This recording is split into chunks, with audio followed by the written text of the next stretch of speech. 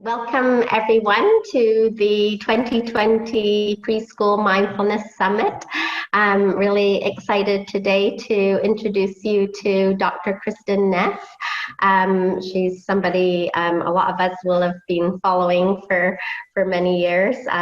She is an associate professor of educational psychology at the University of Texas, Austin, and she's really one of the founder and pioneer of self-compassion research. She's the author of the book Self-Compassion, the proven power of being kind to yourself, and also the developer, along with her colleague of the Mindful Self-Compassion 8-week program, and I've got a copy of their book here, and she's just done lots of amazing work to help us learn about being more self-compassionate. We'll have all her information and her books, and she has loads and loads of great resources and audios and all kinds of papers and things on her website, so we'll have that for you to check out. But thank you so much, Kristin, and welcome. Thank you, Helen. I'm happy to be here. Yeah. Great. So let's start first of all with what we mean when we say self-compassion, and maybe what's the difference between self-compassion and self-care. Yeah, right. And so, yeah, a lot of these self-words, self-esteem, self-care, what's the difference? So self-compassion, it's really quite literally giving the same type of compassion you would show to others to yourself. So doing this U-turn, so that same sort of caring, understanding, friendly, helpful stance toward another person who is suffering, we actually use that with ourselves.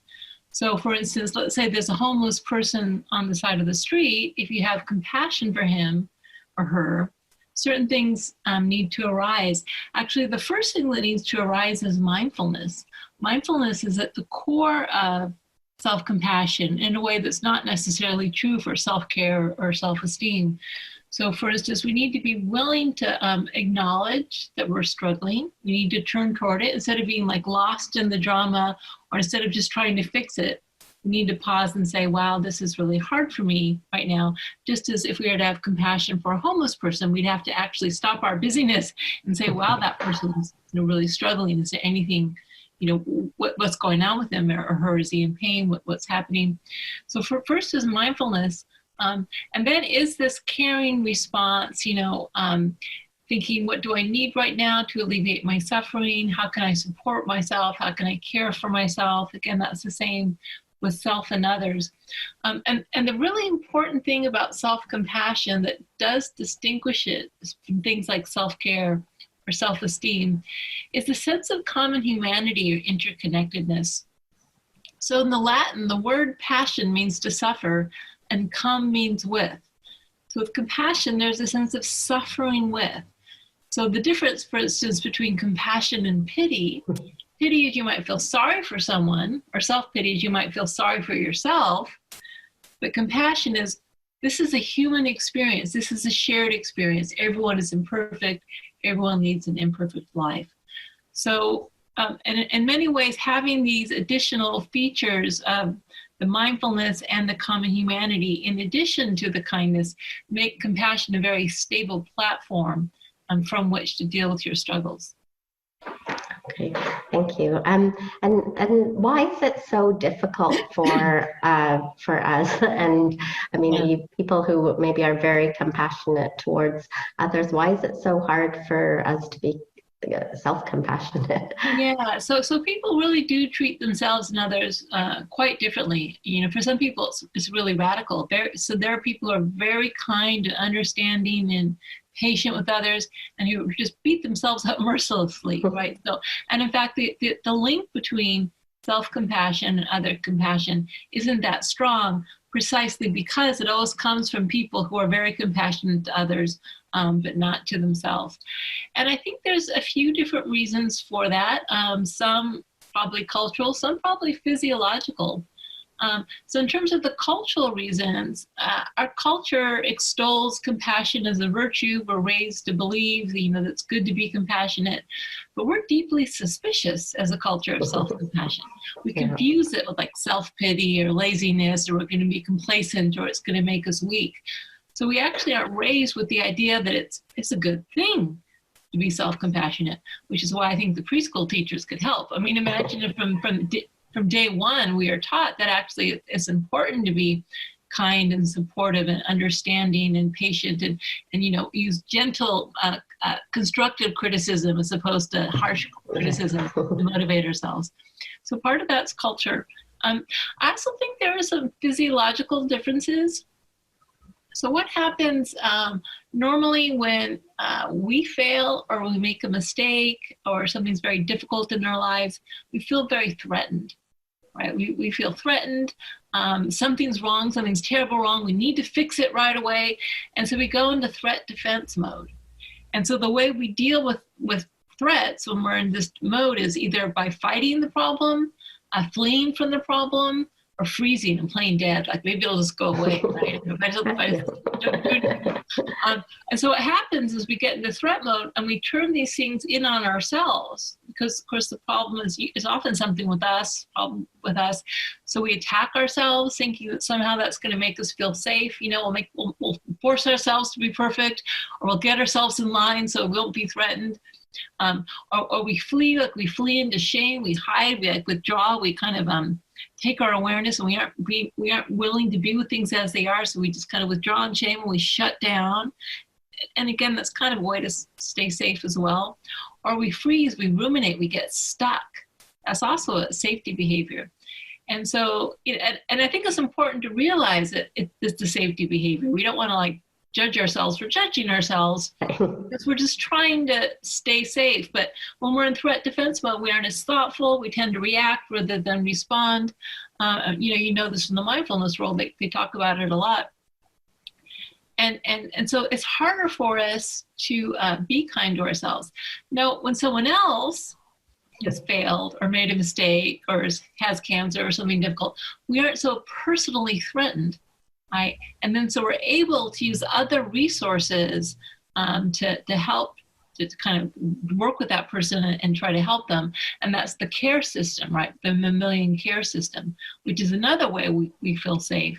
And this comes from the feeling of safety from bonding, the parent-child relationship makes us feel safe. Friendship, group belonging makes us feel safe.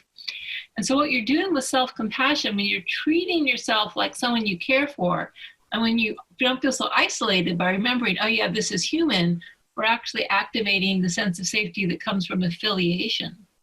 So it's there, it's just not as quickly and easily triggered. The first thing that happens is threat, and then we can bring in the other care and safety. So we're like moving our sense of safety from the threat system to the care system.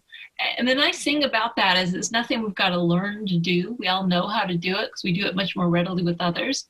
We just have to remember to do it and also give ourselves permission to do it because our culture doesn't necessarily think it's such a great idea. Right. And it was a long-winded answer, sorry. No, that's great.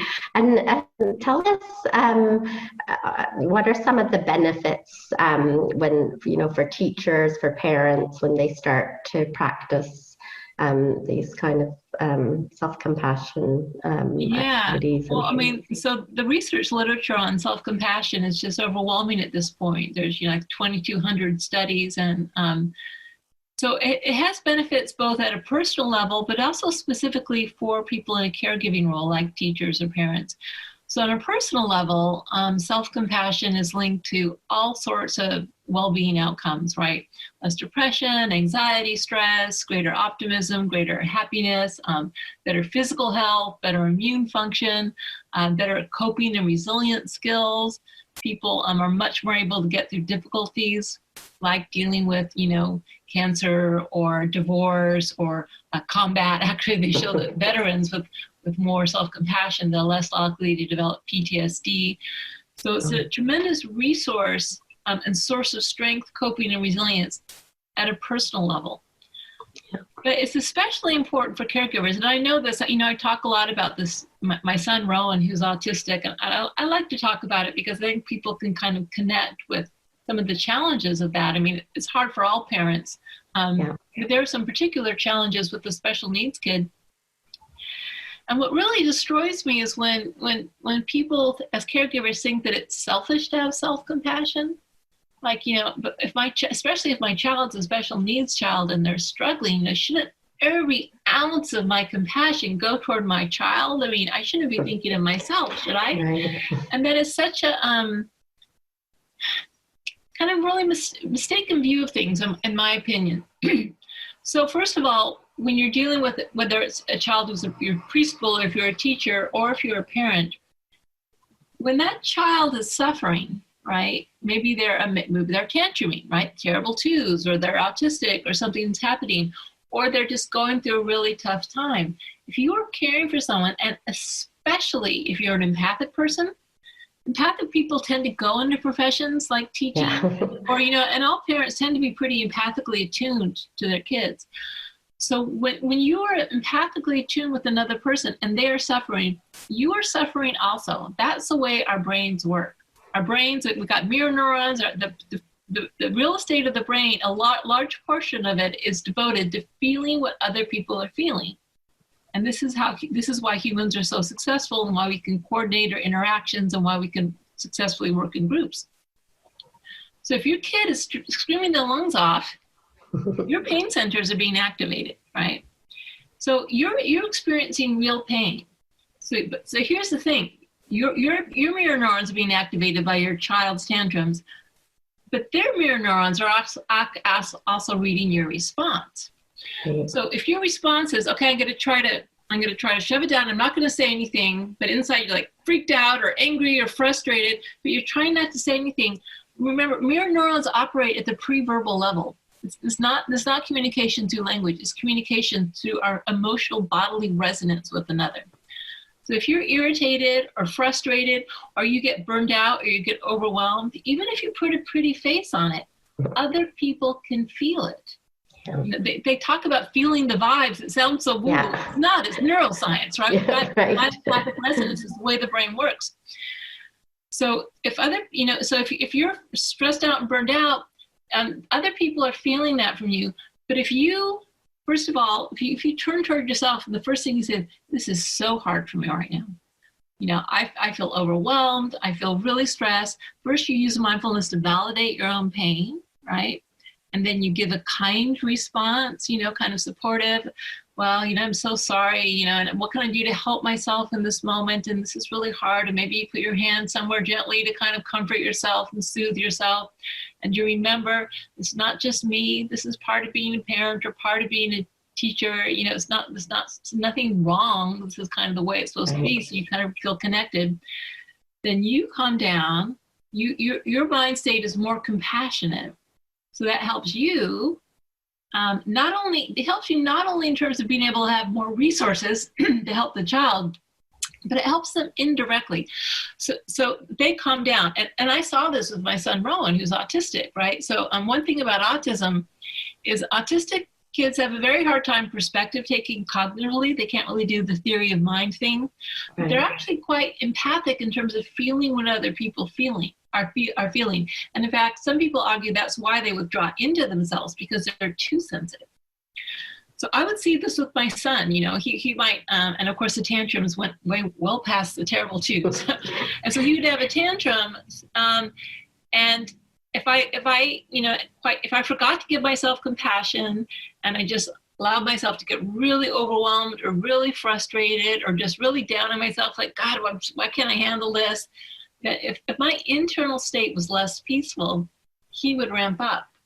But when I gave myself compassion over and over, it was like he was like a mirror for me. He's almost like neurofeedback, Self-compassion, calm myself down, soothe myself, validated my pain, then he would calm down. And so this idea, in a way, this goes back, and if you're into mindfulness, it points to this radical interconnection that we all experience. We are not isolated individuals. How I treat myself impacts you, and how I treat you impacts me as well. You know what I mean? So we're constantly impacting each other through a variety of methods. So if we exclude ourselves out of the circle of compassion, you're not going to have more compassion to give to others. You're actually going to have less compassion to give to others. So that's why I really think self-compassion is absolutely key to caregivers. And so we teach this to teachers, parents, people therapists, people, professional caregivers, healthcare workers. And it makes a radical difference if they are able to validate their own suffering, their own struggle, be kind to themselves, and feel connected in that process. And it helps on all sorts of levels, them directly and the person they're caring for. Oh, that's amazing. And one thing that you said, I think has been so important for me is noticing, or that you're not the only person that's going through this, because I think that's something I used to do a lot, like just think, oh, why is this happening to me? And just thinking, there's other people, and so that bringing in that connectedness, as you say, is so important. I think. And also, it really feeds resistance too, right? And so when you think that this isn't supposed to be happening, which is not a logical thought, we have this isn't supposed to be happening. What's supposed to be happening is perfection. And when I'm not perfect, when my life's not perfect, something has gone wrong. So that sense of abnormality, something's wrong, makes us really fight against it. And when we know from mindfulness practice that what we resist persists and grows stronger. So the common humanity also, it helps us be mindful, because then we remember, oh yeah, this is normal. It's normal for things to be difficult. That's actually not abnormal at all. Everyone experiences this. Then we don't resist it as much, and that also facilitates our ability to work with it productively. Yeah. And can you share maybe some practices or some tips for parents and teachers that they could use on a day-to-day basis, or even something that they can use once in a while to help develop? One thing you can use almost constantly is really the power of touch. And it seems touchy-feely, but it's based in neuroscience again, right? Okay. And so as human beings, think about it, the first 2 years of life, we don't have language. Almost all the communication is done through sound of voice, like vocal tone, and again, the mirror neurons, emotional resonance, but also touch. So touch is one of the most powerful signals for human beings of care. Your body can tell the difference between an indifferent touch or a caring touch. And here's the cool thing, the brain doesn't really register much of a difference between self-touch and the touch of another. So you can use touch, where you can put your hands on your heart, or cradle your face, or give yourself a hug, or just even hold your hands or something like that. But what happens when you do that is you're actually, we have research on this, you're activating the parasympathetic nervous system, right? So you're reducing the sympathetic reaction, your heart rate comes down, your heart rate becomes more variable, more flexible, you reduce your cortisol levels, and you increase oxytocin. So you calm your body down by physical touch. And you're also communicating like a sense of support. It's weird, I know. It is kind of weird at first. But hey, I'm here for myself. I'm not going to abandon myself. I'm going to attend to my own well-being, and I'm going to do what I can to and be understanding, to maybe think of creative solutions or whatever it is, so we don't feel so alone. We feel more supported. All through the simple power of touch. You could do that at any time of day. Right. Yeah. Another thing you can do, especially like if you're a teacher or a parent, when you can use the breath as a focus of compassion. So as you breathe in, just imagine you're breathing in compassion for yourself. You're validating your own struggle. You're kind of being supportive with yourself. And as you breathe out, you're validating for the person. You're breathing compassion for the person you care for, right? So that breathing in and out kind of also enhances that sense of interconnection. And then just language, just thinking, would I say this to a friend I cared about? And if not, try saying it the way you would say to a friend you cared about. Right. So those are really simple, easy things you can do throughout the day. You don't have to necessarily like have a loving kindness meditation practice, but all that helps, but it's not necessary. It's really just changing your mindset in terms of how you relate to yourself. Okay, yeah, I think it's really interesting, and I guess it's like developing a habit, right? Like you just Yes, have to exactly. start to remember to do it, as you said before, But the which is good thing probably is the hardest it's part. not rocket science. You don't have to Yeah, do calculus. You just have to remember to do what you do naturally for yeah, others with yourself. right. And Kristen, how important do you think this is? I mean, should we be teaching this? I guess the answer would be yes, to children from preschool age. Yeah, and so I mean, luckily, as you know, most little kids, as long as things are decent at home, have Yeah, kind of a positivity bias. So it's not really until adolescence that all the self-doubt and the insecurity really starts flooding in. So preschoolers tend to be naturally fairly positive. But I suggest to parents that as kids learn about friendship, that's the time to teach about self-compassion. So when okay, you talk about what it means to be a good friend, just include and just say, and also that include yourself, right? So right. whenever you're talking about friendship with your children, Yeah, just make sure that your friendship good to others and good to yourself. And so that, what does it mean to be good? It means to be fair, to be patient, to be encouraging, not to be mean, right?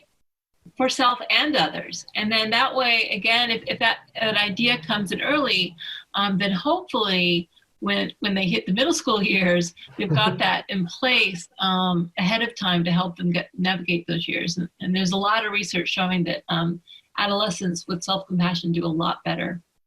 yeah, I can imagine that must be a huge skill to have, especially nowadays with all Yes, the pressure. disruptions and things, pressures, yeah, going Yeah. on. So when does this? We hear a lot about the inner critic and this like voice in our head, maybe telling us we're not good enough, or we're not smart enough, or we're not something enough. So when does that kind of start to develop, and what can we do about that? Yeah, and so there's kind of two sources, and one is we know family impacts it. So if your parents criticize you, so let's say you're a teacher and you've got it. So some small kids might be self-critical if their parents are very critical, then they Okay. internalize that and they have to believe it because their parents telling them that. It breaks your heart to think about it, but that Yeah. happens. If that's not happening, then it usually doesn't develop until a little later.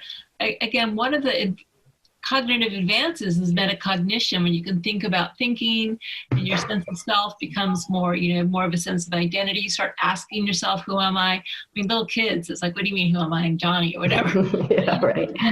What kind of person am I? That usually starts developing once you get, later childhood, early adolescence. Okay. And then what can happen is then you start getting more comparisons between the real and the ideal.